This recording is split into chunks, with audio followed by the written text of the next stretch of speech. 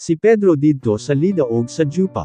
Gawa Kapitulo 9 versikulo 32 hanggang 43. Daghang dapit ang giadto ni Pedro aron sa pagpamisita sa mga katawhan sa Dios.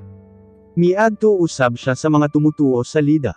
Didto nakita ni Pedro ang tawo nga ginganlag Aeneas. Paralitiko siya og wala gayud makabangon sa iyang higdaanan sulod sa 8 ka tuig. Miingon si Pedro kanya, Aeneas, giayo ka ni Heso Kristo. Busa bangon na og hipusa ang imong higdaanan. Diha-diha mibangon si Aeneas.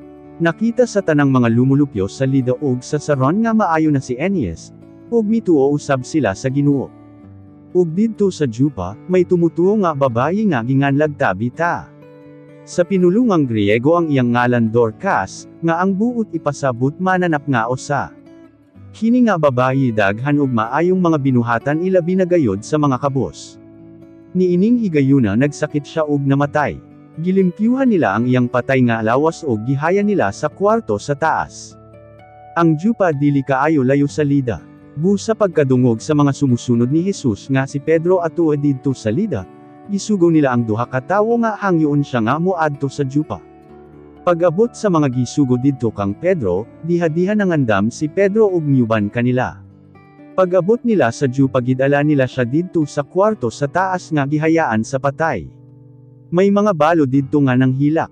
Gipakita nila kang Pedro ang mga bisti nga gipanahi ni Dorcas sa buhi pa siya. Unya gipagawas silang tanan ni Pedro sa kwarto. Miluhod siya og nagampo. Pagkahuman miatubang siya sa patay nga lawas ug miingon, Tabita, bangon na. Mibuka ang mga mata ni Tabita og sa pagkakita niya kang Pedro milingkod siya.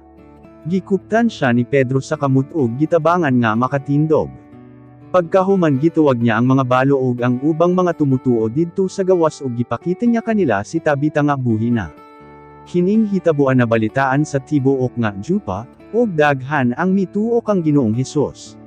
Nagpabilin si Pedro sa pipila ka adlaw didto sa Jopa sa balay ni Simon nga tigbulad ug panit sa mga mananap.